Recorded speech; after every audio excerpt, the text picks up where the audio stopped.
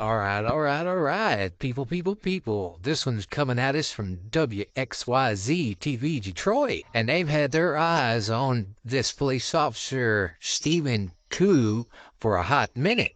Total payout of lawsuits for this guy has been almost $3 million. And guess what? This guy is still employed by DPD. Go figure. So let me know what you think about this story in the comments, and go over to WXYZ Channel 7 so you can see their full videos on this story. And make sure you like, share, and subscribe, people. Love y'all. Bye. Thanks for watching. Sergeant Stephen Koo's alarming history of misconduct was first revealed by 7 investigator Ross Jones more than 2 years ago. And now the city of Detroit has agreed to pay out a 7-figure settlement to make the latest claims against him go away. That officer, he's still on the force. He's still on the force. He's still on the force. Their officers were going out and violating the Constitution, violating their own internal policies and procedures, and it was unchecked. Among Detroit's most troubled police officers, few compare to Stephen Koo. As we first revealed more than 2 years ago, the Detroit police officer has been accused repeatedly of excessive force, found to have used the N-word, and amassed 85 complaints from citizens who said he terrorized communities of color. He a gangster with a badge. I'm 38 years old. I ain't never seen no evil like that. Just remember, if you look in the face of evil, evil's gonna look right back at you.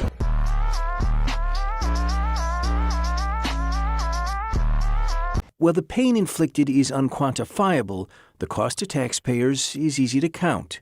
With the latest settlement paid out in December, lawsuits where Koo was a defendant have cost the city nearly $3 million. And they jumped out cussing, and people took off running. In December, the city paid its biggest check yet, $2 million to Mark Gtis.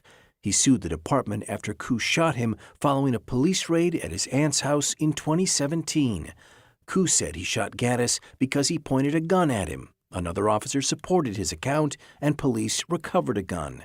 After being shot, Gtis was hospitalized. I woke up in the room. They just kept trying to make me say I had a gun, and just trying to force me to say, you know. But witnesses said Gtis had no gun, that he was running away from Koo. The firearm recovered by officers didn't have enough DNA to determine if anyone had touched it. Could that have been a burner gun planted by the police?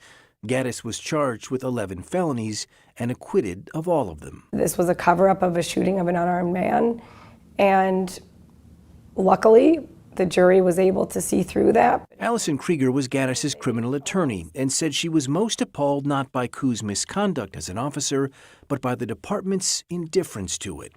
Instead of being terminated, even after being found to have lied. Now I'd like to make a motion to approve the promotions to the rank of sergeant. Koo was promoted. Violate rights, get stripes. This could not have gone on without people at every level or members at every level being complicit. Indeed, over the last 2 years, our reporting has revealed officers who stayed on the force after being found to have strangled women, left bruises on children, or used racist language. They remained at DPD, along with Stephen Koo. Sergeant Koo is still there. They've taken no steps to remedy the underlying problems that are ongoing within the department. DPD would argue that they have. In 2021, following our reports, newly appointed Chief James White changed how the department monitors risky officer behavior, flagging those with high numbers of citizen complaints and uses of force, those who engage in multiple police chases or were frequently sued. 128 of them were labeled as high risk. 128 of them were labeled as high risk. 128 of them were labeled as high risk, with the department pledging to address their conduct. But as long as Stephen Koo has a badge, Gtis and his attorneys are skeptical that anything has really changed. Koo has been on desk duty for the last 2+ years and did not return our calls for comment. I hope that they understand that he is not alone, that he's not just another bad apple, that this was a direct product of what was happening within the department.